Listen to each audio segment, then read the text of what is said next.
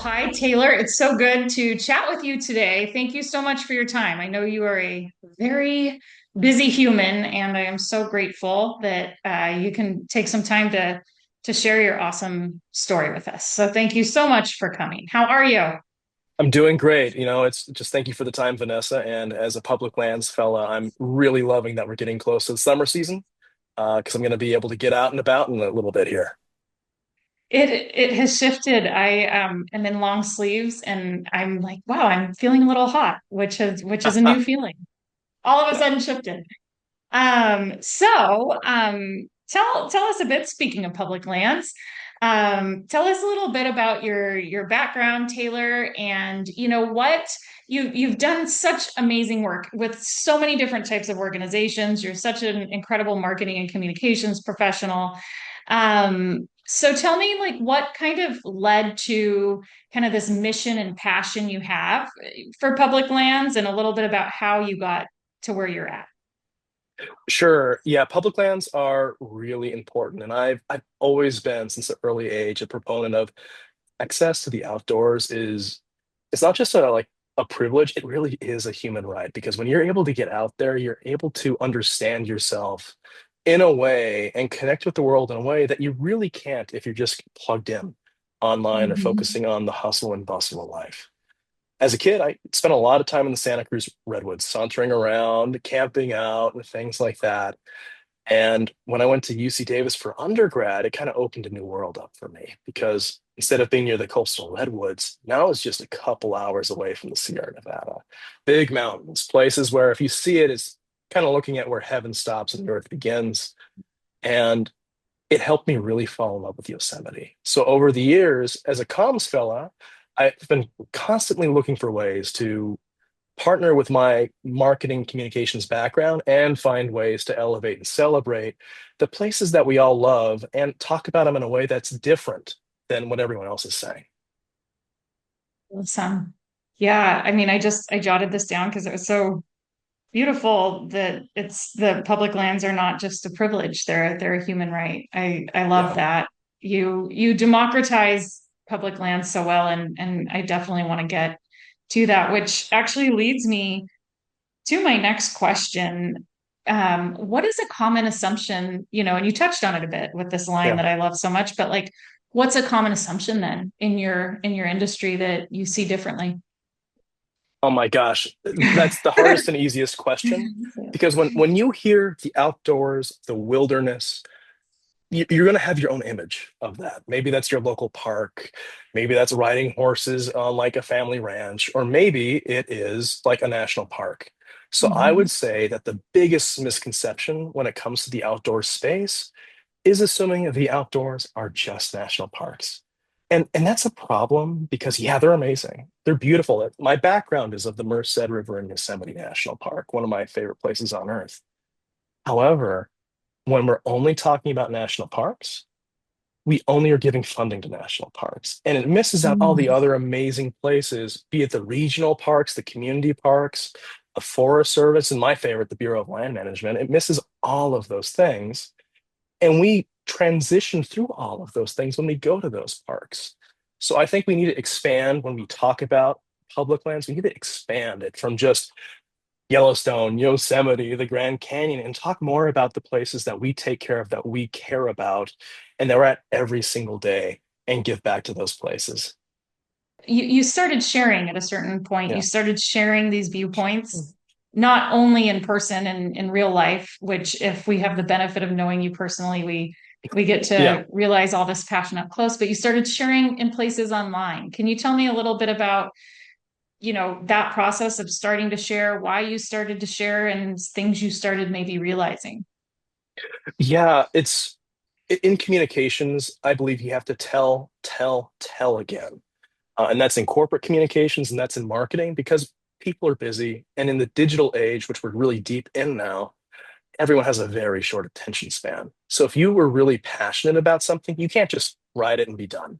You have to be very consistent in sharing that message out there. I learned that firsthand in a lot of my marketing, communications, and thought leadership work. I realized though during that time where I'm helping everyone else's brand grow, I wasn't really pushing like for things that I deeply cared about. So I started to transition and continue to do those things, but push that into the public lands advocacy space that I really love. And it started with being like, I'm just learning on how to do this, but I love photography. So one way I can increase awareness for what I love is share photography online. And within just a few short years, I went from having just a small little following on a few like Facebook groups and a few accounts to having the largest outdoor photography page on Reddit. I'm sure that's not the case anymore, but it grew extremely fast. And I believe part of it is because I was sharing content of locations in a different context. And I was sharing context, that content in a way that was very inviting people in instead of just saying, "Oh, this is Yosemite National Park." It's like, "Oh no, this is you've been here before to Yosemite. Maybe you should check out this area instead. If you like this view is even better. I highly recommend it." And it was a way to increase awareness for these places and increase my brand voice in this conversation while also giving love to places and encouraging people to get outside. Yeah, and I also love you said something to me at one point about giving people the opportunity who may not be able to get to the spaces you get to, Yeah, right? So really kind of democratizing that backcountry, not only for the people that can't get there, but then also, like you said, reframing that story, which I think is so cool. yeah. And that democratizing the wilderness and increasing access to the wilderness is extremely important to me. Be it the Bureau of Land Management lands, or there's places like the Wave. The Wave is a very permitted place, and it's hard to get to. And it's also hard to, unless if you're differently abled or if you don't have the means to get there, it can be expensive. So sharing content that shows people the beauty of the places around them, where they can see it, they can somewhat experience it without having to gatekeep it beyond like actually a fee of getting there is really important to me. And I think in this space, if I could change two things, one, we're not only talking about national parks would be the big one. And two would be advocating for more content and more information about places beyond those visitor centers, beyond those viewpoints, because there's so many beautiful places to see, but not everyone can always reach those places just because of different means. And making sure that we can showcase those places and give people the experience, the ability to experience that visually. I love that. So you spent a long time, couple decades, almost advocating for others, speaking for others, CEOs, people at the highest levels, and you put out, amazing content communications for all these other people. And at some point, you said it's time to make this official. It's time to make this passion of mine official. Tell me about that moment for you. What was it like to say, you know what, I'm going to put it out there. I'm going to get started. It was, well, I have to put it to your class because I was in your class, Vanessa, and you were talking about it's like done is better than perfect. It's not going to feel right the first time you do it. You're going to feel like maybe an imposter. You might feel that way. But the more you do it, the more you're not going to feel that way. And I was thinking about it and I was like, you know what? Yeah, this is the advice that I give when I'm doing media interview prep. This is the exact information that I give to people when I'm not taking that advice myself. And if I'm not telling my story, if I'm not talking about the outdoor access, who is? Mm-hmm. It's because if you're not telling your story, either no one else is or someone's telling it a lot worse than you. So you have to be in the arena. So that first time I was putting it up there, I was like, oh, this is some interesting, pretty content, but I don't know if this is going to relate. And I just closed it. I closed the laptop and I didn't look for a couple days. Um, and I remember it because it made it sound very silly. I called it the Shire of of Eastern Yosemite. And Mm-hmm. it blew up. It blew up. I said, we have to take care of the Shire of Eastern Yosemite because it was these green meadows, lush, verdant plains peaked with these 13,000-foot mountains with rivers ebbing and flowing back and forth. And it blew up. It was I don't know if they still call it this, but it got to the front page of Reddit, that first post of mine. And I was like, okay, this is pretty rare to be able to do something like this. And it's really important to be like, not everything you're going to do is going to work, but the fact that you're doing it means that it is going to eventually work. And it is that long play that's really important, and that consistency that's very important in this. Yeah, and it is so interesting what you said about, imposter syndrome, but also finally if someone else is doing it, they might not be doing it as well as you. And that's all about that distinct point of view, right? And Oh yeah, I almost think it's selfish when we hold back gifts, right? I mean, just all those people that were so immediately delighted to see that different point yeah, of view that you offered them. It's like, wow, what if you hadn't? That's what I always yeah, think about with your work. What if you hadn't? you know yeah. so tell me about where you went from there, because you did some pretty cool stuff. It wasn't just that. Yeah, well, and again, I have to attribute this to like learning from you and the mindset of you just have to send it and get in the arena. And I Mhm. realized that there are a billion books about the Mhm. outdoors. And there's a billion books about specific visitor prep and things like that, but they all, for the most part, align on a few things. Front country ideas of here are the best things you need to see. These are the visitor guides you need to see. Of the same 5 to 10 viewpoints, especially for places like Yosemite National Park, places that are very well visited, very well loved. But that place is 10% of the entire park. 90% of it is above the rim of Yosemite Valley. And the treasures and the beauty up there beyond Yosemite Valley, book plug right there, um, Mhm. transcends anything that you can see on the ground. So I thought, well, this is a different point of view. Something like this hasn't been done before. This is something that I can uniquely talk about in a very accessible and approachable way. And I can do it in a way where I can be very cost effective in putting this together. Um, and the success factor for me wouldn't be sales, it would be me doing it and getting it published. And not only did it get published, it became profitable. And it became profitable through word of mouth marketing and sharing it through those networks that I had previously built, building my personal brand. And I think that's where it's important to have that follow through and to be willing to say, hey, this is my first time doing something. It's okay to say the success is the act of doing it. And having that feeling of we did it, it's done, that's a win in of itself. I love that so much, because that's where burnout happens if we don't measure Yeah. success properly. Yeah. Impact is a lot more rewarding, and the act of having done this thing to help others and to show others this new point of view, that's so much more rewarding than, how many followers, how many sales. But in Yeah. your case, it did kind of blow up. You It, you yeah. achieved a lot of Yeah. big numbers, Taylor.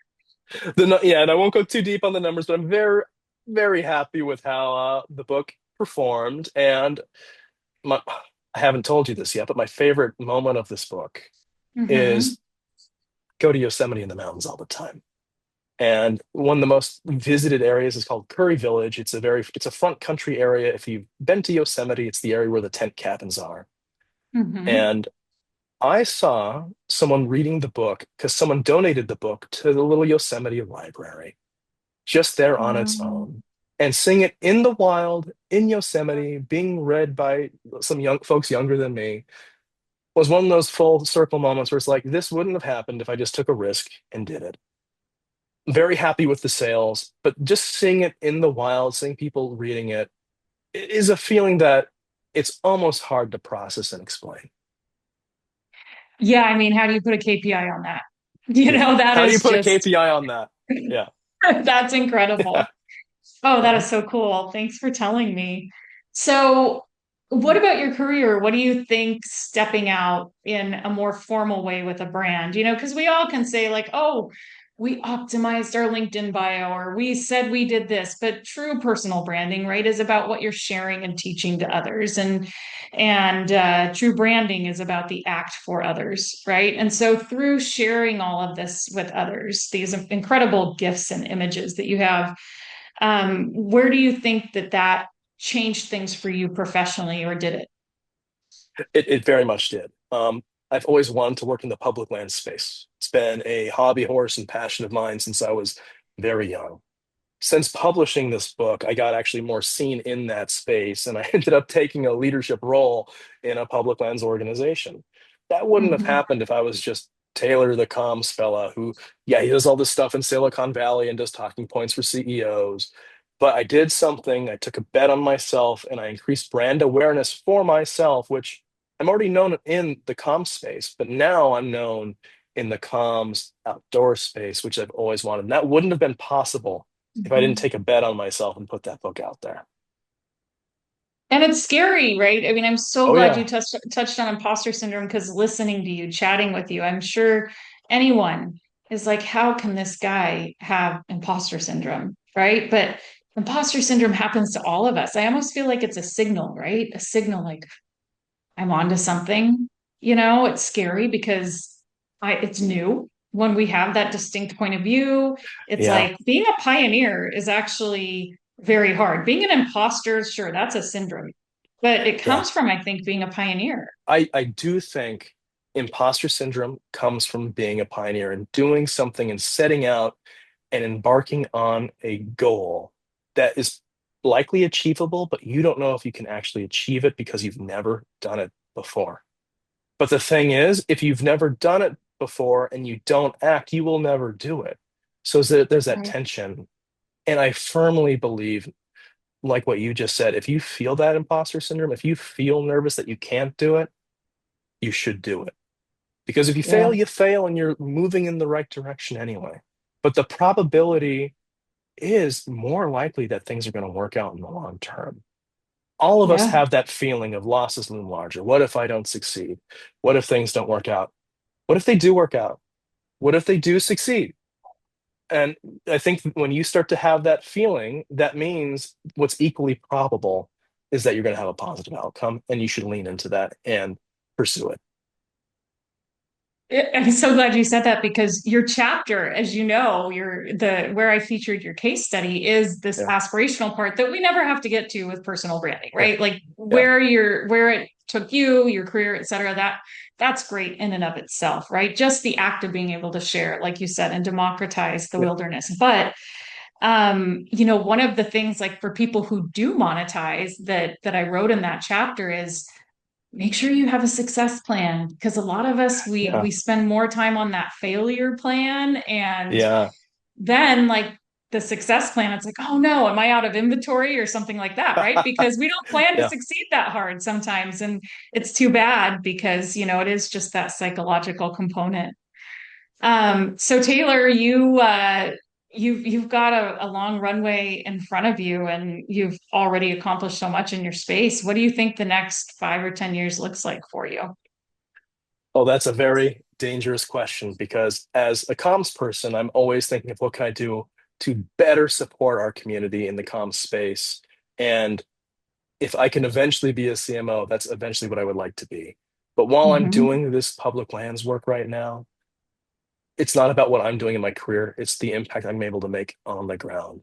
What am I able to do to increase awareness for the really cool gateway communities, the hardworking ranchers, the hardworking men and women who are taking care of our public lands and increasing relevance for their work? Because my gosh, I've had the privilege to meet so many amazing people, and they're so busy in the work, they don't have time to tell their story, but we do. Hmm. And that story is extremely important to tell. I love that so much. Wow. Taylor, where can we find your book? You can find Beyond Yosemite Valley at Barnes& and Noble, where places are sold, and of course, Amazon.com. That's so cool. I just Yeah. love it. I love it.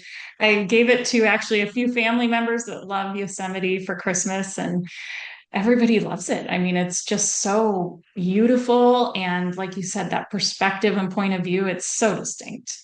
But, and just as importantly, thank you for all the people that you've helped. Thank you for all the people that you've brought beauty to, peace to, new understanding to. It's so cool. And yeah, I'm sure we'll chat again soon, but, thanks again for being a part of this. I'm very honored. Thank you so much, Vanessa. I really appreciate it.